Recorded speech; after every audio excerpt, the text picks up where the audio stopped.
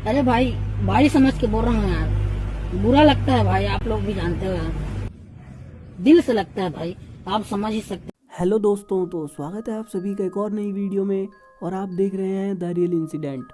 और दोस्तों, मैं आपका होस्ट राजू। तो वीडियो में आगे बढ़ने से पहले अगर आप नए हैं तो हमारे चैनल को ज़रूर सब्सक्राइब करिए और बेल आइकन को प्रेस करिए ऐसी ही रियल इंसिडेंट वीडियो देखने के लिए।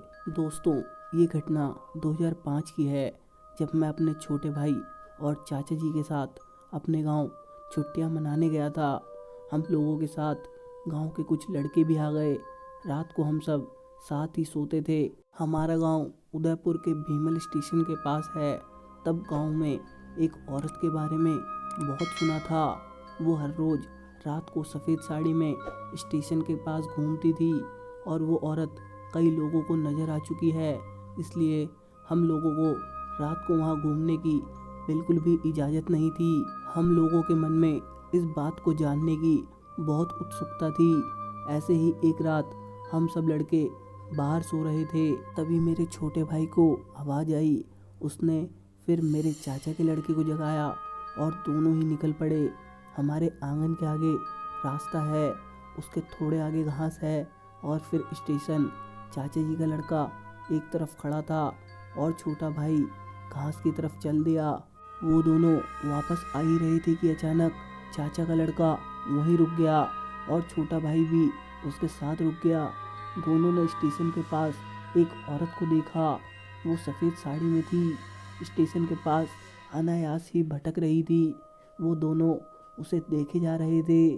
छोटे भाई ने वापस चलने को कहा, पर मेरे चाचा जी के लड़के को तो काफ़ी खुजली थी। उसने वापस जाने से इनकार कर दिया और छोटे भाई को साथ लेकर स्टेशन की तरफ चल दिया, ये जानने के लिए कि आखिर वो औरत कौन है और लोग वहाँ जाने से क्यों मना करते हैं। छोटे भाई के मना करने के बावजूद भी वो नहीं माना। वो स्टेशन की तरफ बढ़ चले, पर जब वो स्टेशन पर पहुँचे तब वहाँ कोई नहीं था। स्टेशन पर बहुत घना अंधेरा था और चारों तरफ जानलेवा सन्नाटा था। छोटा भाई डर के मारे कांप रहा था। उसने चाचा के लड़के को वहाँ से तुरंत वापस चलने को कहा, पर वो कहाँ मानने वाला था। फिर अचानक ही मौसम में ठंड बढ़ गई। अब तो छोटा भाई बिल्कुल घबरा गया। अब तो चलो भैया, छोटे भाई ने चाचा के लड़के से कहा। वो दोनों वापस जाने के लिए पलटे ही थे कि सामने वो सफ़ेद साड़ी वाली औरत खड़ी थी। उसका चेहरा बहुत भयानक था, सिर से खून बह रहा था और आंखों की पुतलियां गायब थी। उसके दांत एकदम नुकीले थे।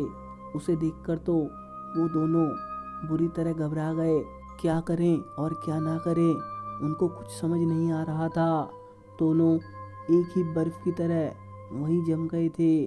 उनके मुंह से तो आवाज़ भी नहीं निकल रही थी। छोटे भाई ने हिम्मत करके चाचा के लड़के का हाथ पकड़ा और दौड़ने लगा, मगर उस औरत ने अपने हाथ बड़े करके चाचा के लड़के को पकड़ लिया, मगर छोटा भाई बच गया।